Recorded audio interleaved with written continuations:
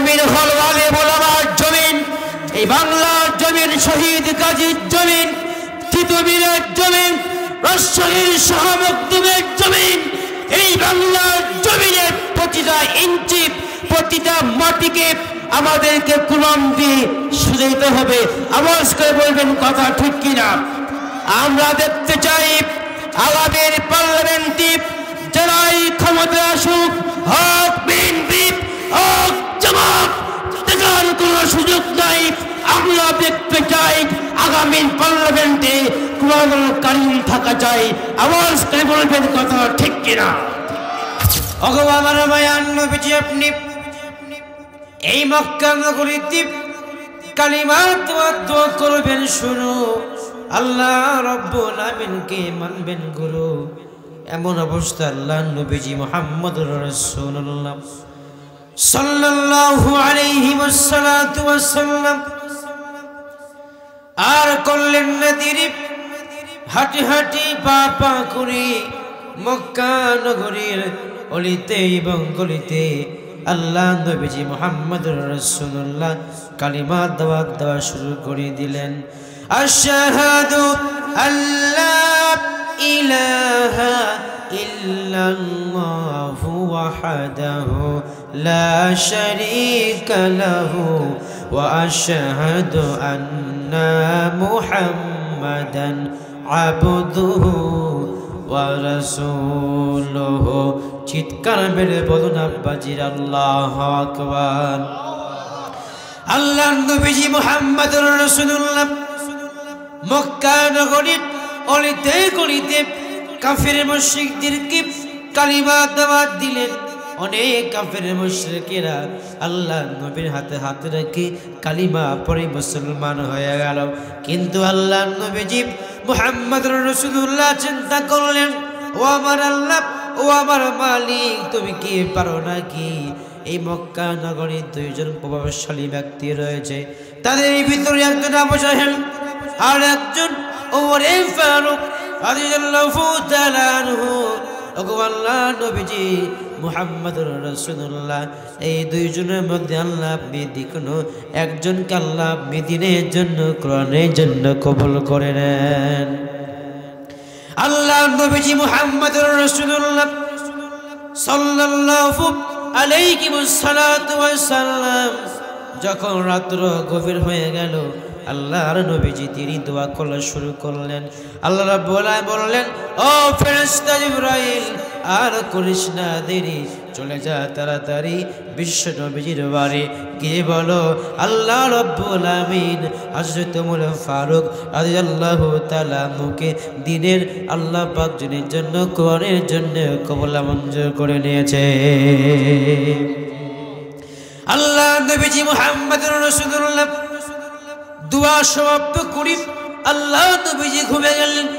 ঠিক ওই মুহূর্তে আল্লাহ নবীজি মুহাম্মদুর রাসূলুল্লাহ যখন গভীর রাত হয়ে গেল, আল্লাহ নবীজি চিন্তা করলেন, ও আল্লাহ তাআলা, এখনো গভীর রাত হয়ে গেল, রাতের মধ্যে আল্লাহ আমি আজকে এই মক্কা নগরীর আবু জাহেল কাল্লা আমি একটু কালিমা দাওয়াত দিতে পারি।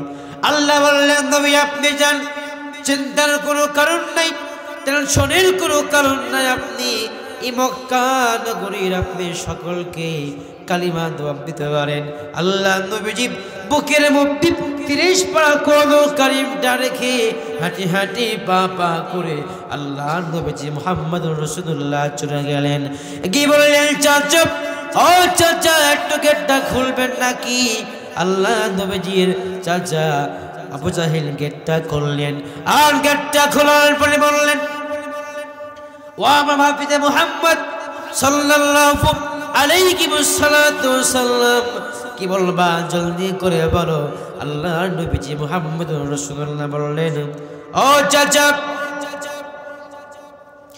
আপনি কি পারেন না আমার সঙ্গে বলতে আশহাদু আল্লা ইলাহা ইল্লাল্লাহু ওয়াহদাহু লা শারীকা লাহু ওয়া আশহাদু আন্না মুহাম্মাদান আবদুহু ওয়া রাসূলুহু। চিৎকার মেরে বলুন আব্বাজি আল্লাহু আকবার। আবু জাহেল বলল, না না না, কালিমা পড়বো না, ইসলামকে কবুল করবো না, চলে যাও। ঠিক ওই মুহূর্তে আল্লাহ নবীজি মুহাম্মদ রাসূলুল্লাহকে আবু জাহেল একটু থামতে বললেন। থামতে বলার পরে আবু জাহেল হাঁটি হাঁটি পা পা করে ঘরের মধ্যে প্রবেশ করলেন। ঠিক ওই মুহূর্তে ঘর থেকে বিশাল বড় একটা রাঙ্গা তরবারি নিয়ে আসলো। তরবারিটা নিয়ে আসার পরে আল্লাহ নবীজি মুহাম্মদ রাসূলুল্লাহ সাল্লাল্লাহু আলাইহি ওয়াসাল্লামকে আক্রমণ করা শুরু করলো। ঠিক ওই মুহূর্তে আল্লাহ নবীজি মুহাম্মদ রাসূলুল্লাহ সাল্লাল্লাহু আলাইহি ওয়াসাল্লাম শরীর মোবারক জীবনে কোনদিন মুসাব পড়ে নাই, মাঝে পড়ে নাই, কিন্তু আল্লাহ নবীজি মুহাম্মদ রাসূলুল্লাহ সাল্লাল্লাহু আলাইহি ওয়াসাল্লামকে এত মারা হলো। আল্লাহ নবীজিকে মারতে মারতে ঠিক ওই মুহূর্তে আল্লাহ নবীজি অজ্ঞান হয়ে পড়ে গেল। কিন্তু আল্লাহ নবীজি মুহাম্মদ রাসূলুল্লাহ সাল্লাল্লাহু আলাইহি ওয়াসাল্লাম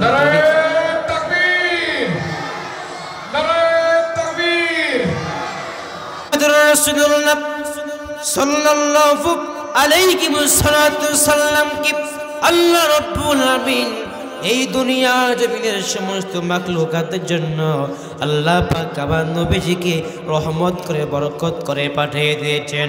ওয়া আরসালনাকা ইল্লা রাহমাতাল লিল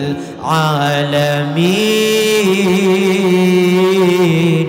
চিৎকার মেরে বলুন আব্বাজি আল্লাহু আকবার। আল্লাহ বললেন, নবী আপনি বলে দেন, আমি আল্লাহ তাআলা রব্বুল আলামিন এই দুনিয়া জমিনের সমস্ত মাখলুকাতের মধ্যে আমি আল্লাহ পাক আপনাকে রহমত করে বরকত করে পাঠিয়ে দিয়েছি। আল্লাহ নবীজি মুহাম্মদুর রাসূলুল্লাহ সাল্লাল্লাহু আলাইহি ওয়াসাল্লাম খাইলেন, রক্ত ঝরালেন, ইসলামটাকে বিজয় করার জন্য, কুরআনুল কারীমকে বিজয় করার জন্য। আমার ভাইরা, আমাদেরকে ঠিক ওই মুহূর্তে ইসলামটাকে প্রতিষ্ঠিত করার জন্যে আমাদেরকে মারবে, আমাদেরকে নির্যাতন করবে, নিপীড়ন করবে। ওতে আমরা সেই রকম নির্যাতন সহ্য করতে পারি, কাল কিয়ামতের কঠিন মুসিবতের ময়দানে আল্লাহ রাব্বুল আলামিন হয়তো আমাদেরকে জান্নাত বিধান করবে। চিৎকার মেরে বলেন না সুবহানাল্লাহ। আল্লাহ নবীজি মুহাম্মদ রাসূলুল্লাহ সাল্লাল্লাহু আলাইহি ওয়াসাল্লাম হাঁটি হাঁটি পা পা করে বাড়ির থেকে রওনা করলেন শুরু। আল্লাহ রাব্বুল আলামিনকে মানলেন গুরু। ঠিক ওই মুহূর্তে আল্লাহ নবীজি প্রথম স্ত্রী হযরতে খাদিজাতুল কুবরা রাদিয়াল্লাহু তাআলা আনহা দূর থেকে দেখে আল্লাহ নবীজি মুহাম্মদুর রাসূলুল্লাহ তিনি হাঁটু মোড়া দিয়ে পগালের মতো আসা শুরু করেছে বাড়ির দিকে। এমন অবস্থা আল্লাহ নবীজি মুহাম্মদুর রাসূলুল্লাহ সাল্লাল্লাহু আলাইহি ওয়াসাল্লাম বাড়ির মধ্যে প্রবেশ করার পরে আম্মাদান খাদিজাতুল কুবরা ডেকে বলতেছেন, নবী আজকে আপনার হালত কেমন?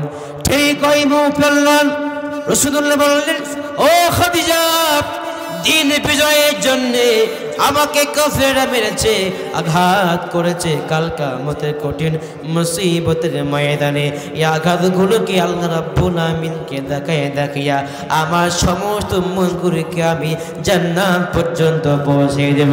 বলেন না মারহাবা।